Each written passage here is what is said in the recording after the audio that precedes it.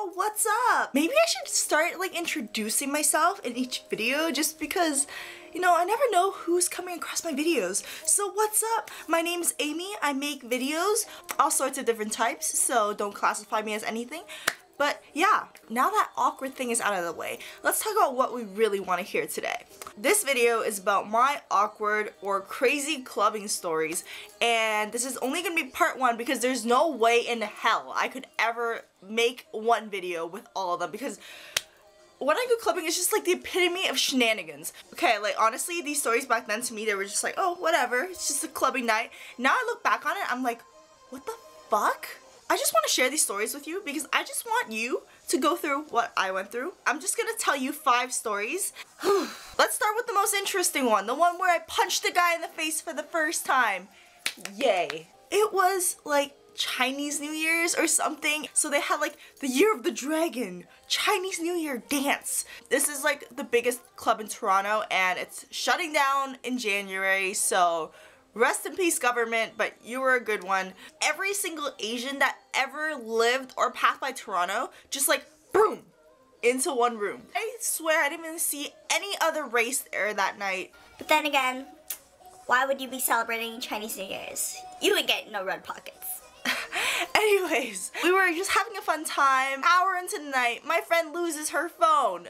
And she's like, let me find my phone. And in my head, I'm like, bitch, you ain't gonna find your phone. There's like freaking 2,000 people in this club right now. If someone found your phone, they're probably gonna pocket it.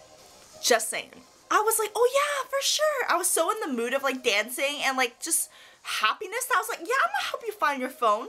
So I went by myself. Bad idea, first of all, girls. I was just like, okay, I'm gonna find this girl's phone. So I like pushed through this like safari of people. I was just searching the ground and I like pushed through like these huge guys and I was like, yo, did you see a white iPhone? No, goodbye. And then several times they'd be like, what?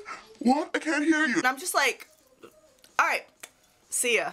I turned around like this and there's this tall Asian guy and he's really skinny. He grabs me and he literally takes his tongue and goes into my mouth.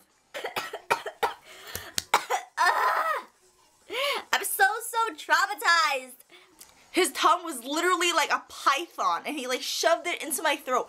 Literally my uvula probably felt molested because his tongue was so fucking big and it's disgusting. Someone needs to teach this dude how to kiss. No wonder why he's at a club. I was trying to like have his face and push back on him, and like now I think back on it, should have just bit his tongue or like whatever. You know, you're in a clubbing vibe, you don't really think. So I was just like, no, no. And then like after like I guess a minute of struggling, I went like this, went back, and I went boom. Honestly, my fist didn't even hit that much of his face. It just hit like a little bit. I kind of went like poof.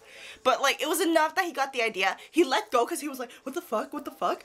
And then I was just like, bah, and I booked it. So I guess you can say I did punch a guy in the face once. Story number 2. This is one Asian club in Toronto, and Asian as in like, it's not like playing like Asian jams like yo, Taeyang, like Ringa-Linga, like no, like not like that. Although that'd be kind of cool. Play like EDM and like top 40s, all that stuff. And it was just like an Asian crowd. I guess like we all like going there because it was just more of our people. So we always went there and, well, like I always went there. It'd be the same like regulars every week.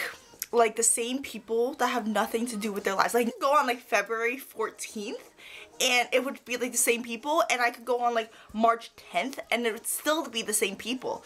He was like a Japanese man and he literally had like craters in his face because I don't know, he picked so much of his pimple scars. Oh my god, he was like 60 and he would be so creepy. I see him like going up to like freaking 18-year-old, no, okay, they can't be 18.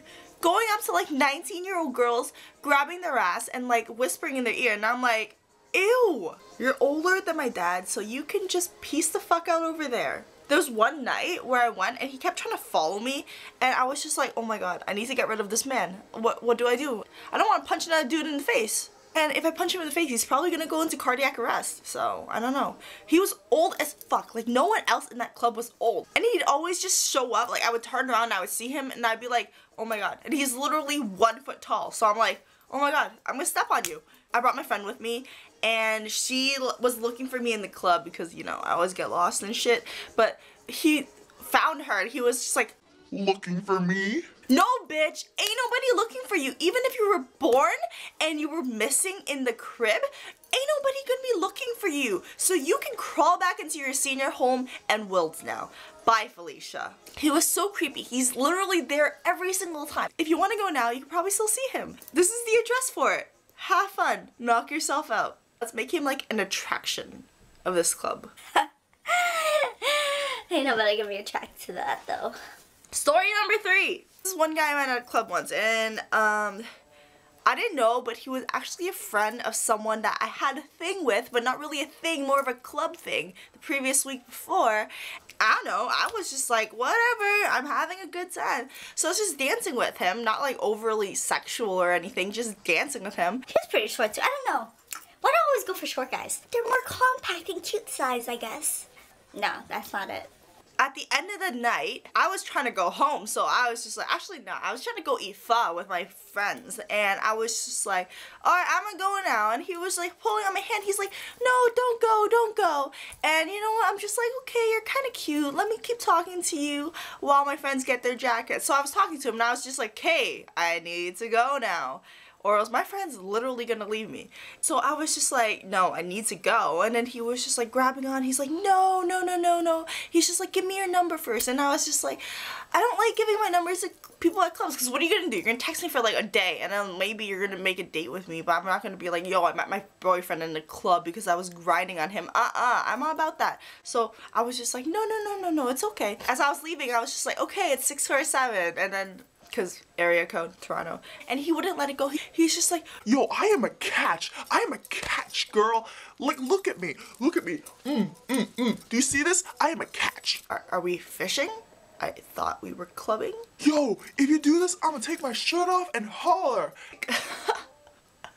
I really want to see that happen. So I was like, okay, you take your shirt off. You're gonna get kicked out of this club. He like rips it off and he goes, what the fuck? So I did end up giving him my number just because he did that. It was so shenanigans. I was just like, okay, you deserve it, you deserve it. But he never texted me, so it was fine. 4th story. When my friend and I thought we were robbing each other at the club. At the end of the night, we were both like pretty done. So we were just like, oh my god, like we have to go. So our bags got intertwined with each other like this. And she was running this way, and I was running this way, and I was like, let go! I'm being robbed! I'm being robbed! And she's like, Let go of my fucking bag! Come on, let go! both of us were just like struggling for our lives. Like if you're watching, it was like a fucking tug of war. People on the side were like, what the fuck is happening? My friend Vanessa was just like, what the fuck? And we were literally just pulling and pulling for like a few minutes, and then we actually turned to look at each other, and it was each other. We're just like, oh, it was you. And then we just like let go. That's not even a crazy club story, but it was so funny because we both thought we were like stealing each other's purses. Last story of today. This one is just shenanigans. So there's one club in my city, and my city is not one of those like big party cities. It literally only has one club, and that's the club I'm gonna talk about.